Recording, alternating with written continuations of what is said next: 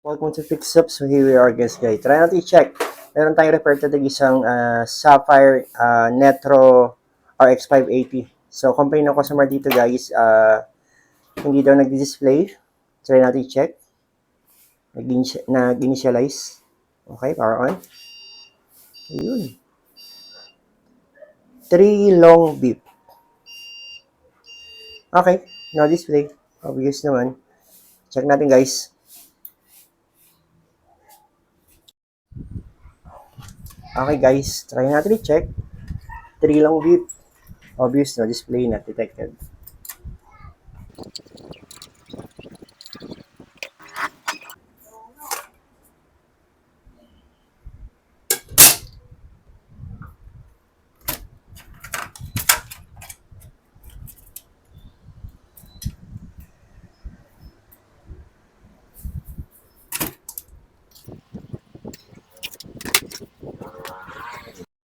Check muna tayo guys. Ano tayo, resistance checking. Umpisa natin dito. 3.3. Okay, at least nasa 2 to 5 kilo ohms yan. Okay, good. Ito yung ating 0.8. Napakababa. Ang baba na reading nito guys.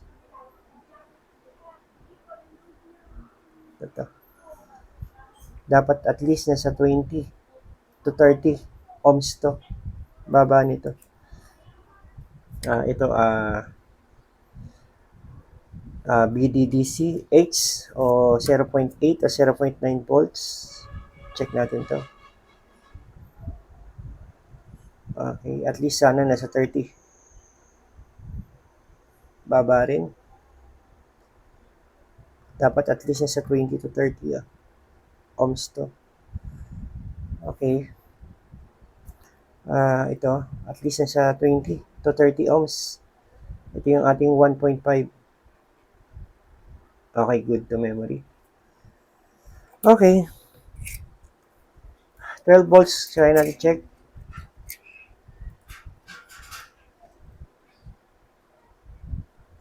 Okay, kilo ohms. Good, nasa kilo ohms siya.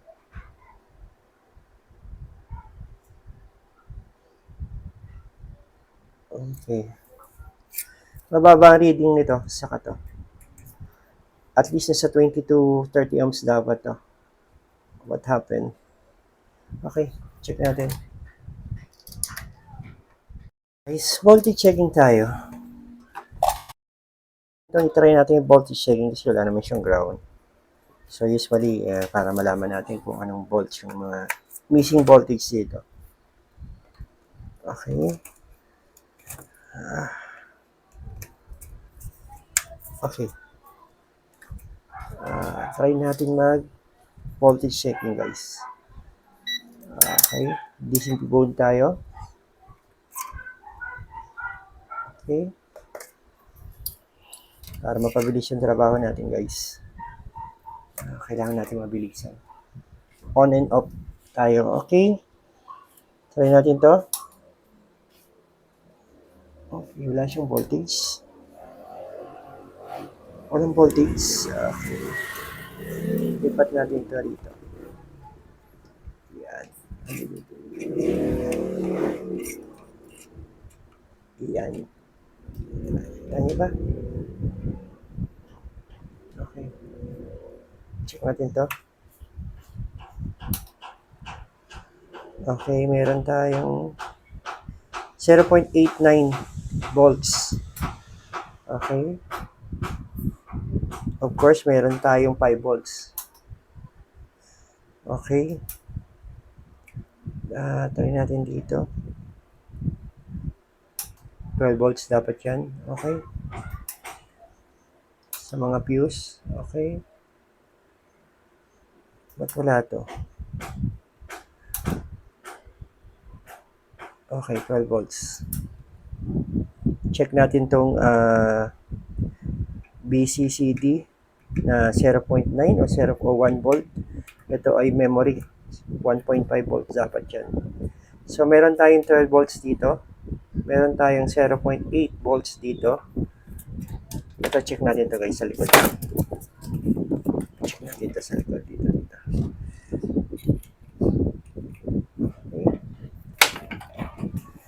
Okay. Sana kompleto yung voltage. Baka bias lang to. Try natin to guys. Okay. Meron tayong, yun, 0.940 volts dito. Ito yung ating BCCD. Okay. Yung ating PEX. Okay. Memory. Where's the memory? Memory. Saan yung memory? Ito. Check natin ito. Okay, 1.5 kasi DDR5 to eh. Tama ba? DDR5, DDR6. Yan. Oh. Meron tayong 1.5 and 72 volts. Okay, good. Check natin yung ating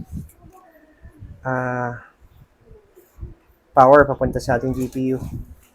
Ating power management. At least nasa 0.8, 0.9 volts. Ito. Yan. Meron tayong 0.8, 98 volts. Okay. Check na natin lahat ng ating on and off process tayo guys. Mode kasi para hindi uminit yung ating video card chip. On. Okay. On. Okay. Pare-pareho naman yung voltage niya. Okay, good. Okay, 9 volts. 0.9. Okay, 0.8 and 99 volts. Okay, kompleto yung voltage natin guys. Anong nangyari? Ito, check natin to. Usually 12 volts naman to kasi ito yung kanyang kanyang fuse. Okay. 12 volts nga, 11.6 volts. Okay, so what next? Kompleto yung voltage niya guys. Uminit yung GPU niya. So what happened? Try natin i-check. Salpak natin guys to sa PC. Guys, sinagin natin ng fan kasi uminit yung GPU niya. So try natin power on. Okay, nakakabit na ba lahat? HDMI, so power on. Uminit kasi yung GPU niya kaya kailangan natin lagyan. Baka lumala yung sira. Ayan. Okay, display ba? Kompleto yung voltage. Yun, display siya oh. Ang weird, di ba? Binuksan ko lang, hindi, wala pa akong ganong ginagawa, hindi ko pa nga linilisan yun eh. Ayan, ito yung case niya. So, ayan. Display siya, oh. Diba? Okay. Kaya natin power on. Ay, power off natin. Display siya. Ang weird, ah. Display naman siya. Ang weird, no? Kasi wala pa akong ginagawa, eh. Tara natin i-check ulit. Assembly natin guys, then check natin. Pero may napansin ako dito guys, yung kanyang pan, no? Sira na eh. Yan, no? Actually, yung binigay sa akin ng customer, minention nga niya na sira na tong pan. Yan. Kaya nag-worry ako, baka dito nagkakos ng problema. Pwede possible nagkakos ng problem eh. Nadidetect ng GPU. O itong na may problem yung pan. Kaya hindi siya nagpa-power o hindi siya nagpa-power on. So, hindi siya nag-display, hindi siya nag-display. Pero try natin. Kasi sabi ng customer, sira naman talaga itong fan. Hindi ako sure kung from the start pa na ginagamit ito sira. Pero very obvious naman, dapat ayos to kasi gawa ng mag-overheat yung kanyang GPU. Okay? Try natin i-assemble muna guys. Okay guys, test natin ulit. Okay? I-assemble ko lang. Power on. So, yun. Yan na naman. So, hindi siya nag-display na naman. Okay.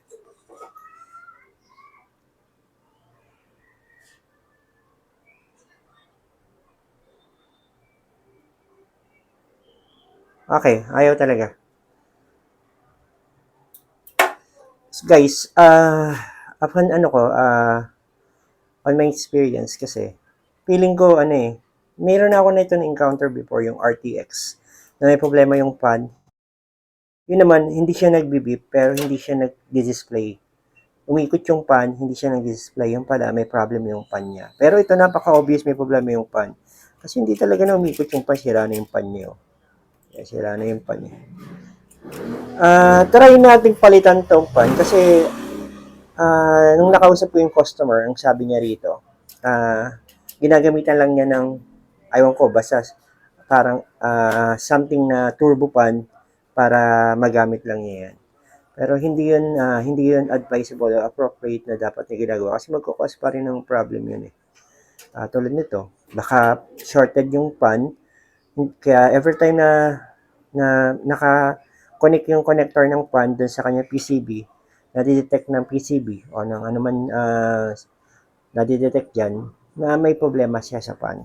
Okay, palitan natin yung pan. Hanapan natin yan sa mga donor board natin, guys. Ayun, guys, try natin palitan. Meron tayo dito nakita, kaso black to. I don't know kung gagana kasi ito ay special edition to. Ito naman, ano lang, ating black, red yung color niya. Saka mas maliit siya. Pero try natin. Try natin palitan. Check ko, guys. Okay, tanggalin natin to.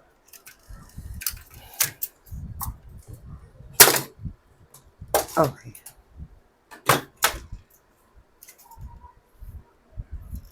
Diba ang design niya? Ewan ko lang kung gagana.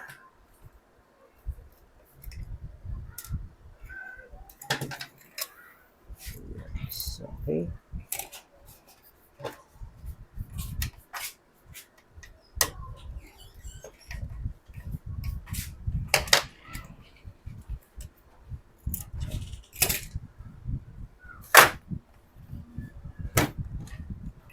Hindi ko alam kung pareho ang mechanics nila. Try na lang natin buksan.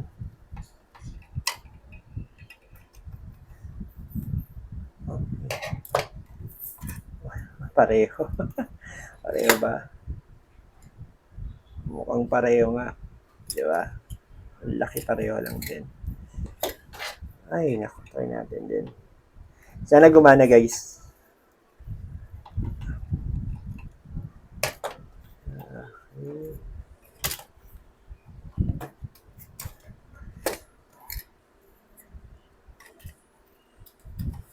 Itong kagandahan dito sa model na to, alam niyo bakit? Ang bilis niya palitan. Napakadali lang. Di ba? May kamahalan din tong pan na to eh. Siyempre, charge natin sa customer yan. Pero ang weird, no? Pero feeling ko yung pan to kasi this is the second time na na-experience ko yung ganitong issue. Okay. Ano ba? Dito.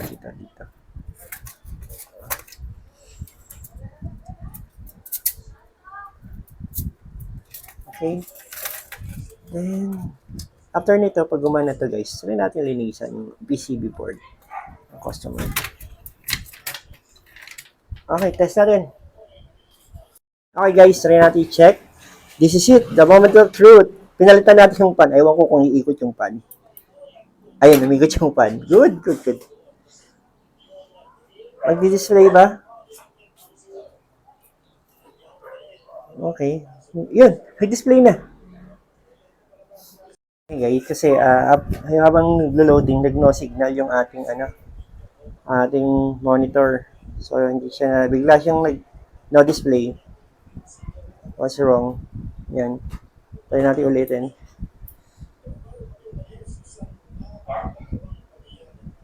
Power on. Bigla siya na no signal. Display siya ulit. Ayun, nag-no signal na. Dana. Akala ko okay na eh. Okay, check natin ulit guys. Sinext natin ulit. Nag-display naman na siya. Kaso, nag-blink-blink siya guys. Yan o.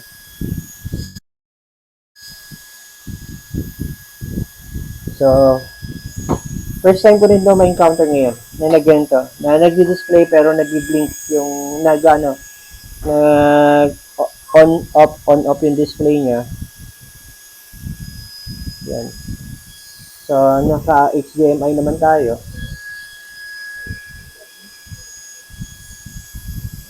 Yan, ganyan siya. So, anyway, try natin i-analyze ulit, guys. Okay, guys. Ang weird niya, no? Okay. So, akala natin okay na. Pero anyway, at least nasolve natin yung problem sa pan. Check natin ulit. Okay, popost ko lang, guys, Check natin to. Although nagpo-provide to, guys, ng voltage na 0.8 something yun 0.8 something volt. Pero ang baba ng kanyang continuity. At least kasi dapat na sa mga 20 ohms yan. Nasa 7 ohms lang. So, binabala ko guys palitan to. Try natin palitan to. Okay? Okay guys, palitan natin. Hindi ako sure pero try natin. Kasi ang hirap din mag-isolate.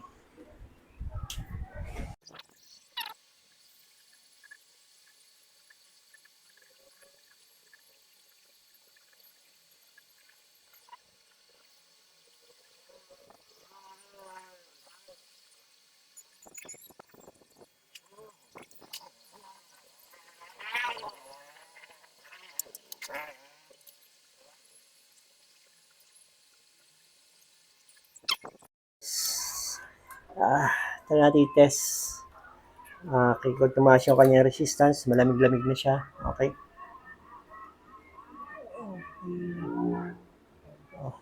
Same pa rin. Resistance niya.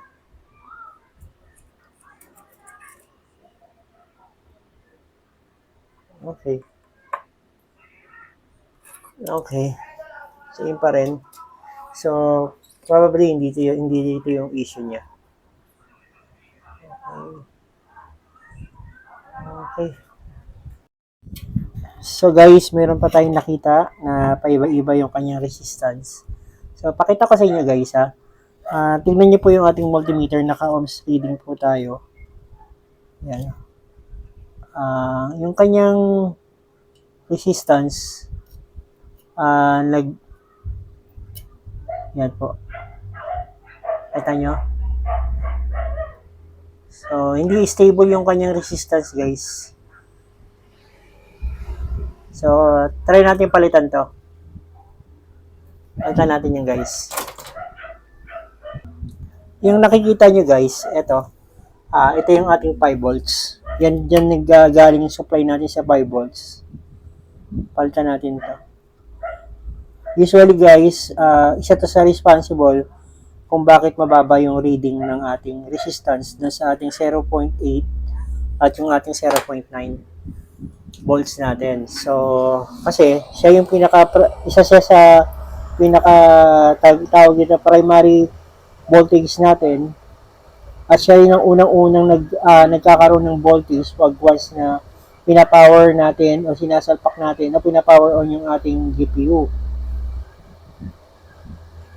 Siya ang isa siya sa nagpo-provide ng ating mga voltage sa ating power reels para magkaroon tayo ng 0.8 at 0.9. Palitan natin siya.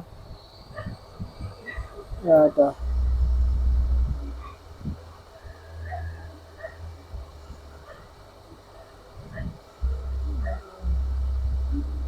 Yan guys.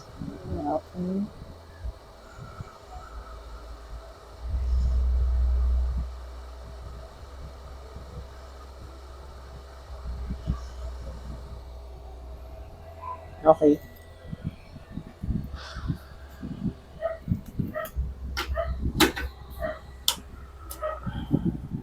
Palamigin lang natin.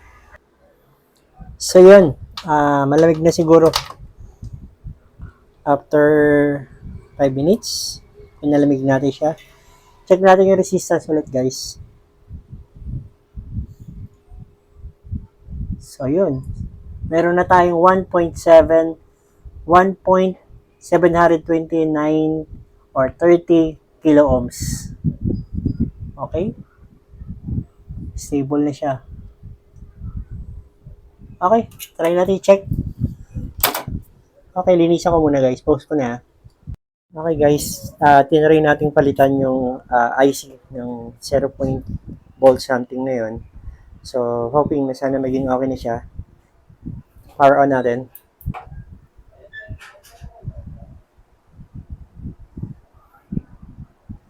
Hindi ako sure kung yun talaga yung nagko-cause ng error. Pero, mababa kasi yung kanyang resistance guys eh. I-display naman na siya eh. Problema, nagpi-flickering. Nagpapatay-patay sindi yung ating monitor. Ewan ko kung magko-continue na siya. Yan. So, paglabas ng Windows, magpi-flickering yan. So, hindi naman sa driver eh. Kasi okay naman yung driver niya eh. Ayan. So, mukhang hindi na. So, okay. Mukhang stable na siya guys. Hindi na nagpi-flickering. Stable na siya. Okay. Good. It's a good sign. Okay, mukhang ayos na siya guys. Hindi na siya nagpi-flickering. Compare kanina. Power na ito ating ano. Yan, so. Okay, try natin yan na guys. I-assemble na. Okay. Na-detect na natin siya. Okay. Ito yung kanyang model. Radeon RX 580 series. Okay. This device working properly. Okay. Okay. So, bali sa pan mark natin, meron siyang Radeon RX 580. Yan, tingnan natin dito. Okay. DDR5, 8GB. Okay. Bandwidth niya, 256. Okay. Okay. Try natin i-benchmark. Bali benchmark tayo. Test tayo, guys. Okay. Extreme na natin kagad. Extreme. Yan. Then, run. Ayan. Taas na yan. Sorry. Sorry naman dun.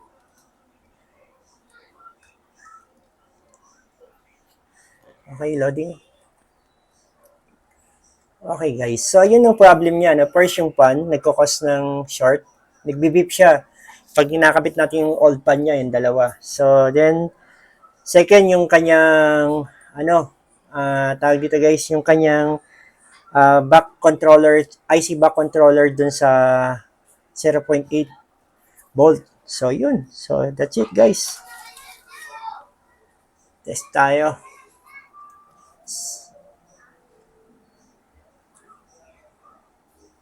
Tignan natin guys yung kanyang temperature. Temperature niya ay 45 Celsius. Okay, balik tayo ron.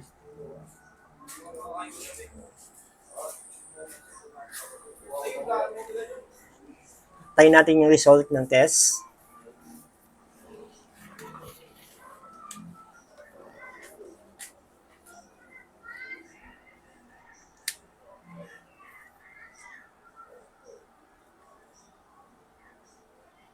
Propose ko lang guys. So yun guys, tingnan natin. Pinost ko lang sandali. Naka 17 scenes na tayo. Lalabas na dyan yung result.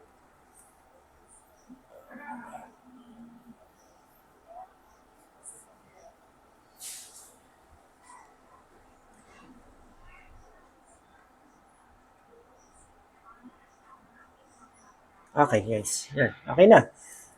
FPS natin, 51, good naman, pasok siya. Then score natin, okay, more than 2,000, pasok din. Ito yung minimum natin and maximum natin na FPS. So, search nyo lang kung anong ibig sabihin FPS yan guys. Yung ating model, Radeon RX 580 series. Yan yung guys, yung ating 8GB. Kasi meron niyang 4GB lang. Okay, okay, good naman. Try natin i-check guys yung yung kanyang temperature. Okay. Close natin to. Check natin temperature niya. Ayaw. Okay.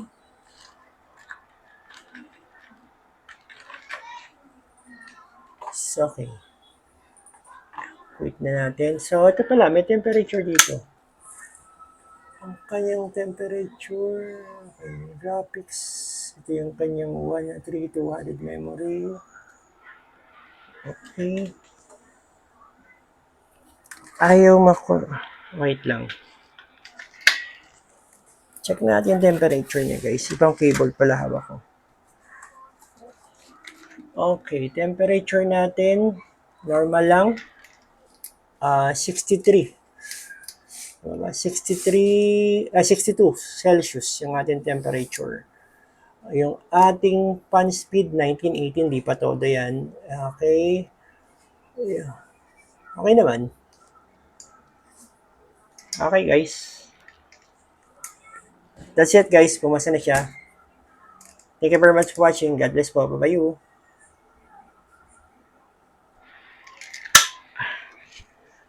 Guys.